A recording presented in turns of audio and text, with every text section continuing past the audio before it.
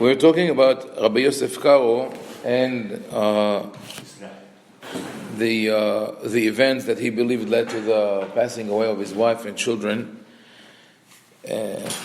following the Tikkun El Shavuot, where all the Haverim, all the colleagues got together and they were learning and praying, and they made a promise to go to Eretz Yisrael. They still stayed in Salonika, and after a while, for some reason, he visited a place called Tikei, where the Sufis were practicing some of their rituals, some of them promiscuous rituals, and following that, Rabbi Yosef Karo has some kind of a nocturnal emission, and he feels that this was a sin that creates demons. He tries to atone for it by being with his wife, but the heavenly voice tells him that the damage has already been done. By seeing things that he didn't have to see, he had forbidden thoughts. The forbidden thoughts led to the emission of semen, which is the nocturnal emission, and that when he was with his wife, already her power was used and demons were created.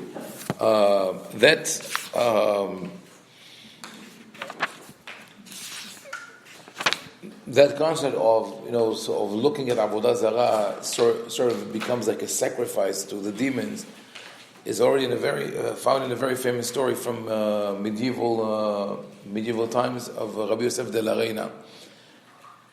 I first read the story through the books of Rabbi Meir Lehman, who lived in Germany in the 19th century, and he took all kind of old legends and developed them into novels to provide reading material for a German educated youth. But then it was stressed to Hebrew, so we had the whole series. So it was an interesting story. Rabbi Yosef de la Reina allegedly took a group of Kabbalists and chased down Satan and his spouse, and was able to he followed all the instructions and was able to bound them, and he was warned again and again, don't offer them anything. Whatever they ask you to do, don't give them anything. But eventually, when he was able to subdue them using the holy name and all that, but they were able to talk him into burning incense. They told him, we're almost dying. This whole thing, the fact that maybe there were Mekubalim who attempted to do some kind of rituals to bring Mashiach is possible. The story as it is somewhat fantastic. It's hard to take it at face value, but the legend was that Rabbi Yosef de la Reina listened to the pledges of Satan and Lilith, and he burnt incense, and once they smelled it, they broke all their chains and killed him. So the idea was that even giving the smallest nudge towards the forces of evil would bring destruction, and this is how Rabbi Yosef Karo felt at the time. That this is the fact that he went into the Tikei and saw the rituals of the Sufis was his fault. So it became sort of what we call avera goreret avera. In his mind, one evil deed led to another. First, he broke his promise to the Shekhinah that he will go to Eretz Yisrael and stayed in Salonika. And once he was there, the demonic forces tempted him to enter this Tikei, to see that pagan ritual. Because of that, he had nocturnal emission, and because of that, his wife was hurt spiritually, and sort of like she was given over to the forces of the demons, and then he lost his right to enter Eretz Yisrael. So then, as I said before, in the plague, his wife and his children passed away, and he felt that it is his fault. He remarried. He married the daughter of Rabbi Haim ben al-Balag, who lived in Nikopol, and Nikopol was today's in Bulgaria, between Bulgaria and Turkey, and he moved there, but felt very brought down. He felt depressed. Of course, lost his family, lost his his children, lost his students, because now he moved from Salonika to Nikopol. Not too many people knew him. He lived sort of in a rural town, and at that time he signs his letters with the word Hatarud ve'aluv, like miserable, engaged in suffering and problems. He had a lot of guilt. Tremendous guilt. But then he had, of course, to deal with it. He emerged from it. We know that he emerged from it because this is, in his he was in his 30s, and he overcame this, but not easily. But first of all, this is a process that is built into sort of the human psyche, that we find ways to justify things that happen to us in order to overcome them. So. There are certain losses cannot be compensated for, but if with a certain ideology and with certain faith, people could deal with certain tragedies. So the first thing that Rabbi Yosef Karo did because of guilt, he sort of sentenced himself to exile and to suffering, and that was very common in medieval times among all religions. Christians, Muslims, and Jews, they had those ideas of asceticism, of abstaining. They fasted the whole week. They fasted. They caused pain, physical pain to themselves. Later on, when the Hasidic movement started, the early Hasidim tried to change that. It's a famous story. Not so famous. Right. They said, serve Hashem out of joy. They believe that afflicting yourself doesn't give you any benefit. It just gets you more depressed and more deprived. So there's a nice Hasidic story about a Hasid who comes to his rabbi, comes with a teacher, and the rabbi says, tell me about your life, what do you learn, how do you observe the Torah, and so on. And he says, Rabbi, you'll be very proud of me. I took upon myself a very strict regimen. I only drink water, and I only eat dry bread and some vegetables. When it snows, I roll in the snow. I put nails in my shoes, so when I walk, I would feel the pain. And I asked the gabbai of the synagogue to give me lashes once in a while. People used to do 39 whips, lashes. And I say, I don't sleep. I try not to sleep. I keep learning, and I fall asleep standing. And along these lines, the rabbi said, "Wow, this is very, very nice. Let's go for a walk." And they go for a walk in the village, and he comes to a pen where a horse is grazing. And the rabbi says, "Look at this beautiful horse. Isn't it? What a magnificent animal. So noble, so gracious." And the Hasid is like, what happened to the rabbi? What is he drinking or smoking? I'm talking to him about my spiritual life, and he shows me the horse. So finally he couldn't take it anymore. He says, "Rabbi, why are you so impressed by the horse?" He says, this horse is so righteous, no? It has nails in his shoes. It only sleeps standing, only drinks water and eats vegetables, gets lashes and rolls in the snow. What a tzaddik, right?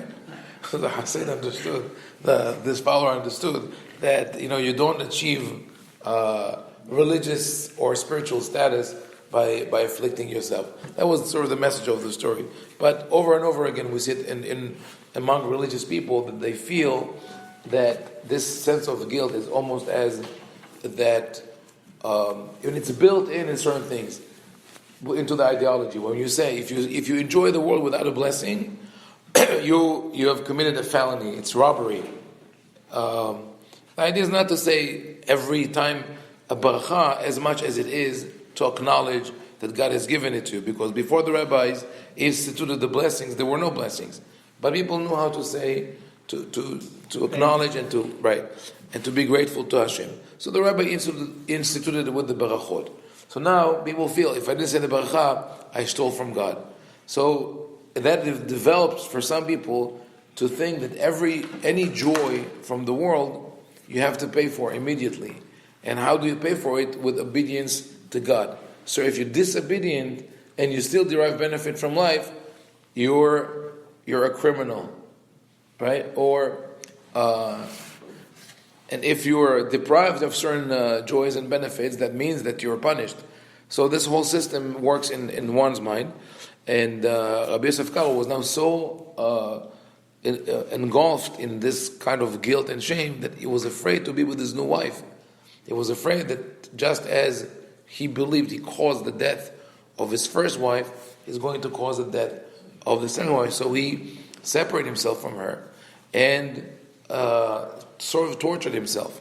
And he has this kind of vision, of revelation, from the Malach talking to him. And he says, you know that you have committed grave sins. But because of those days that you have repented and you've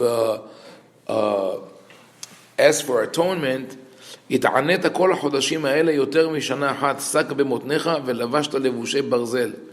You wore sackcloth and fasted for more than a year. And he says you wore iron garments. So it's not clear whether he really had it, which is possible because we know that some Christian orders like Opus Dei used to, even until today, they would put like barbed wire on the thigh or the leg to feel pain at all times. It's not improbable that some Jews did it also. So it could have been that he did that, and after a year of not taking care of himself and also being in depression that is psychosomatic. It affects the physical state as well. He became very ill, and he felt that his time has come. It was in the night of Simchat Torah. He has this vision, and they tell him, "Bizman she'ita choleh, kama sanegorim vekama kategorim kamu alecha, כמו שהודעתיך שבאותו ליל שמחת תורה שהיית חולה מאוד, הרי נגמר דינך." The angel tells him, when you were sick, there was a process of judgment going on somewhere in your favor. There were prosecutors, and the verdict was, that's it. Your life has come to an end. They tell him, and at that point he asked Rabbi Shlomo El-Kavetz, his good friend, to come to Nikopol. He comes there, he stays there for 6 months. He thought that Rabbi Yosef Karo was going to die, but then the Malach tells him, "Atika da'atikim nidgala alecha bezohar lovno, v'rehem alecha b'zchut otam mishnayot, she'ita shole b'machalatcha u'me'acher b'hem." Says the Hashem himself, it's a Kabbalistic concept called Atika da'atikin, the ancient of all ancients. This is a reference to the Ein Sof, to the light of the really cannot be achieved or comprehended by humans. God himself intervened and forgave or pardoned Rabbi Yosef Karo. Then later on he developed a theory that everything that happened to him had to do with the reincarnation of the souls. First of all, so when he goes through a process, first he goes through guilt, through shame, and then through this kind of repentance and suffering and that he imposes upon himself. Then he gets this vision that tells him that he was sentenced to death but redeemed. So that in a way he was given new life. Now he's given a new life, and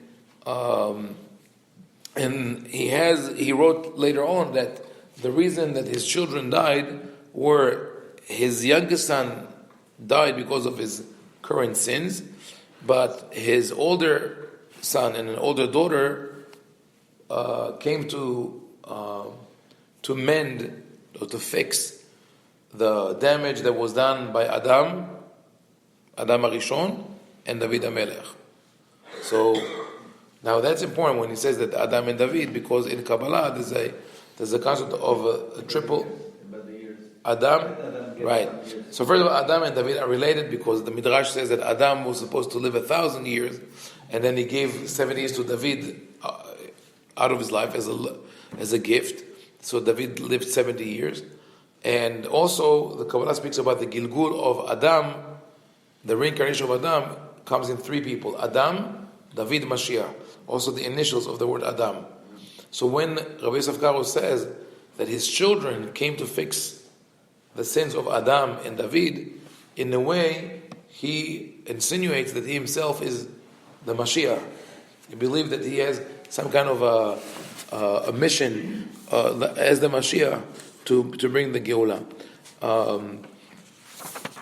And not only that, his new wife, he told him that the angel tells Rabbi Yosef Karo that his new wife originally had a male soul, and therefore they were not together for a whole year because she was not able to have children. An interesting concept also, because remember that I mentioned before that in Kabbalah we see somewhere that the boundaries between male and female are blurred.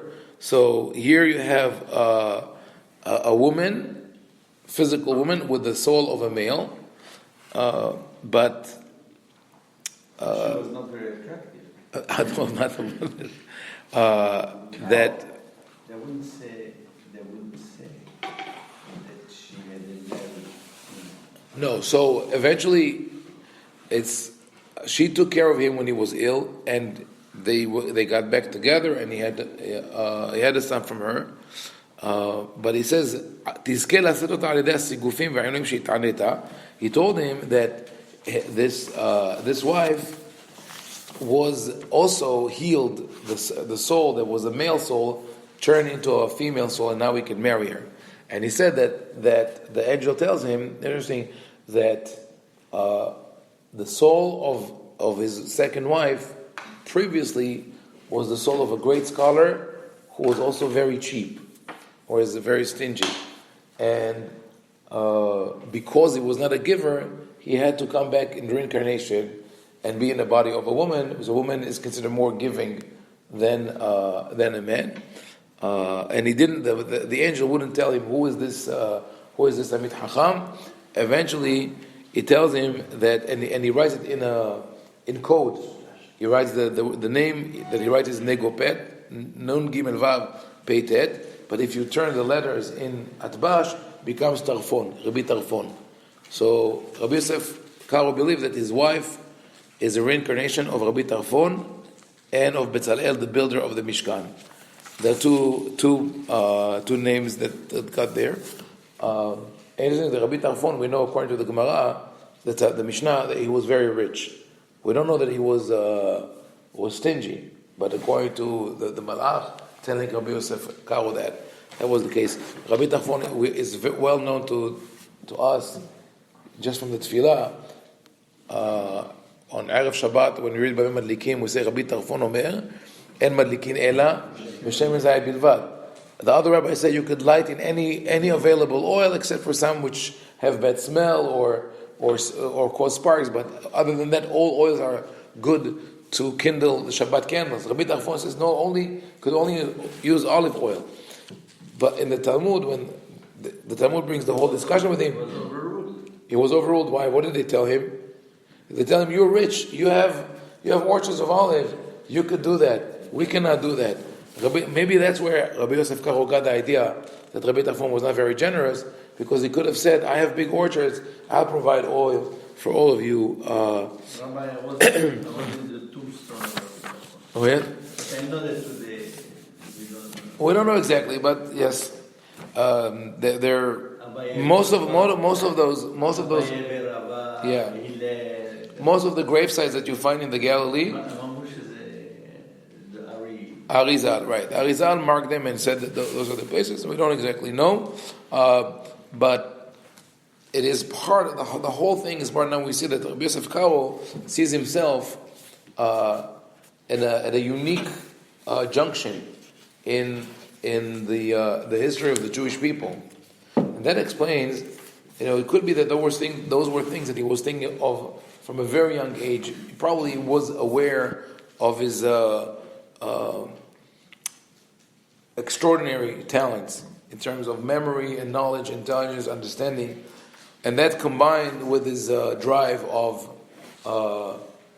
bringing good to Am Yisrael through his writing, through his teachings, and to redeem them after the exile, expulsion from Spain, that built up over the years. He went over all those difficulties, and now he's ready to start working on his monumental work of continue work on the Beit Yosef. Definitely monumental, took all his life, but he was able to focus on that. But in a way, he did cause a major shift in the trajectory of Jewish history by writing the shulchan-aruch, and it make this impact. Okay, Baruch Adonai.